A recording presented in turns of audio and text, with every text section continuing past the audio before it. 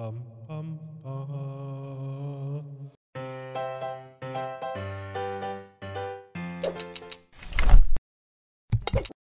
大家好，我是钟子通。新的一年当然就要看一点新片，来一个全新的开始，希望大家依然会喜欢。首先，第一部作品就是由新有菜演出，竟然把 Moody's 这个垃圾屋系列跟忧郁 Keychair 的系列做了一个巧妙的融合。剧情描述热心的女教师有菜到家里蹲学生的家里，想要帮助他重返校园，想不到被学生的爸爸给下药。心中仰慕老师的主角也只能看着有菜老师沦陷在自己老爸手上，那种不甘心的痛苦非常好的传达给了观众，肉戏部分也是非常实用，强力推荐。接下来这部由紫光演出的作品，算是有点剧情，描写为了还债而到有钱人家当3天女仆抵债的紫小姐，想不到因为这样成为玩具啊！整部作品的亮点当然就在紫光的超优质欧派，因为她的演技简直惨不忍睹，看她就像是在看侠客欧尼尔拍电影一样，都是有着天赋强大的肉体，同时也都有非常明显的短处。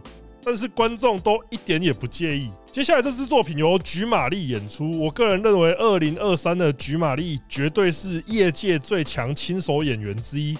不管是演技或是身材都强化很多啊，就像 Steve Nash 早期就是一位优质控卫，但是到太阳之后终极进化成为超顶尖跑轰球队核心。那这部的主题让他扮演一位劳工好伙伴，在工作的时候认真又可靠，一下工马上把你抓过来释放工作期间累积的欲望，香汗淋漓的做菜场面让人大呼过瘾，还有 CK 造型，我只能说无敌了吧。接下来这部由冲宫娜美跟爱宫良的合作共演，也是这个月差点让我体力不支的凶手之一。这个香布屋原本大都是公司出差组合嘛，这次竟然变成休学旅行，那当然就是爽到我们的同弟结成结弦。别人毕业旅行都是在晚上偷打牌偷煮火锅，只有他是晚上大战2位极品女教师。看到这边我只能想起大雄那句话，可恶，好羡慕他。接下来这部作品 SOD 目前可以说是满手的异能人啊，其中小臭事业在这个月演出的题材是认真的接吻，那喜欢看这个戏码的观众肯定龙心大悦。其实我觉得这支拍的有点像是 S1 的浓密系列，那看点就在于我觉得小臭小姐真的是拍得很认真，非常的投入，连带让那个实用性跟着提升，非常推荐给各位的作品。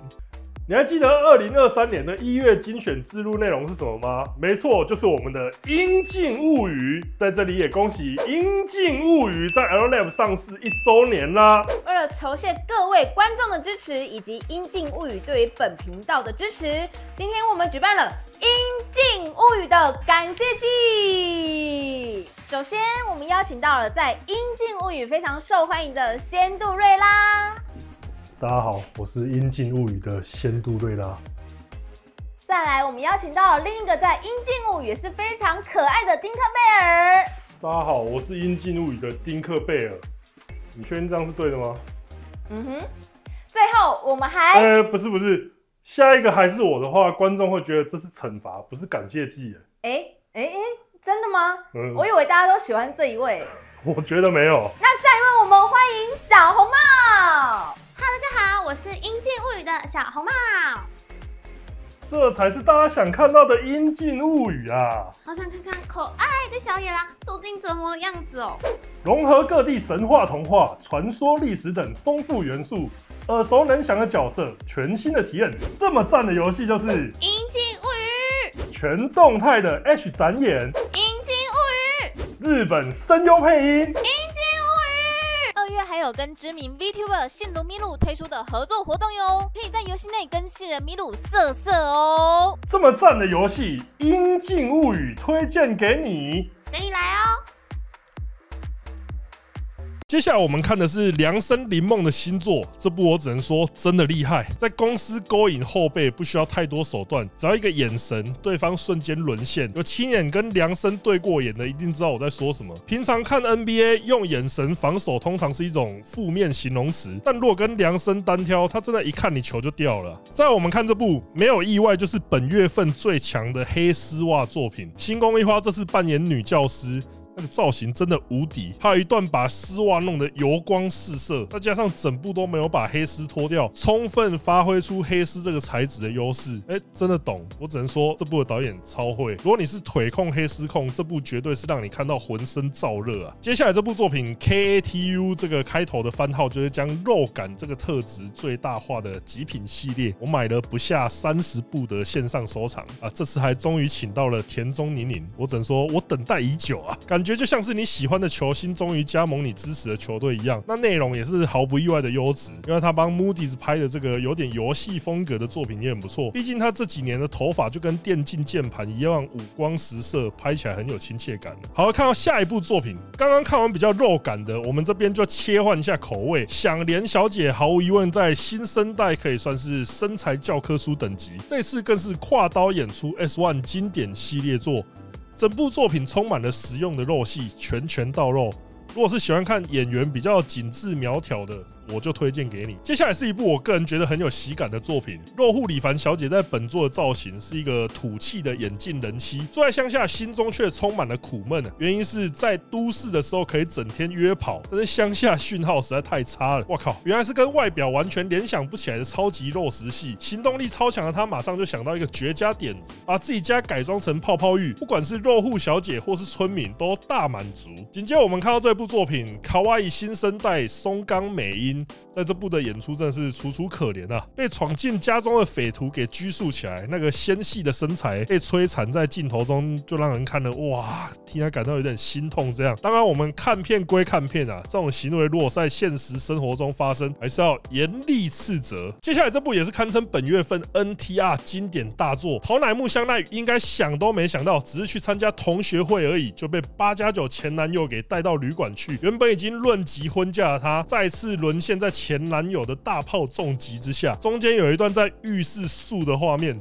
真的很赞，推荐给大家。接下来看到这部作品 ，Julia 在本作强调的是一种反差感，在外面就是个朴素的阿姨，就在家就开始穿超清凉做家事，诱惑隔壁邻居。我只能说啊，虽然 Julia 已经是老将，但是演出这种身材超强的熟女人妻，说服力才够强，看完会让人忍不住期待自己也能遇到这种优质邻居啊。下一部由丰富爱演出这个作品，他扮演一位老师，去家庭访问的时候进了一间像垃圾场的房子，在下的房间。等一下，这不是刚刚新有菜那边演过了吗？那你就知道这个业界的剧本有多偷懒了吧？当然，虽然看起来像，还是不太一样。像新有菜那一部算是爸爸吃了儿子憧憬的对象，但这部靠腰，爸爸吃到一半换儿子进来吃。原来父子都是垃圾。接下来这部作品是休养已久的七海蒂娜主演，那其实能看到她恢复工作状态，蛮感动的。当然，在休养之前是以健美身材著称的她，复出之后肉感许多。但我觉得在画面上的吸引力还是非常不错。最重要是能够回归，那比什么都令人开心啊。接下来这部作品我觉得超赞，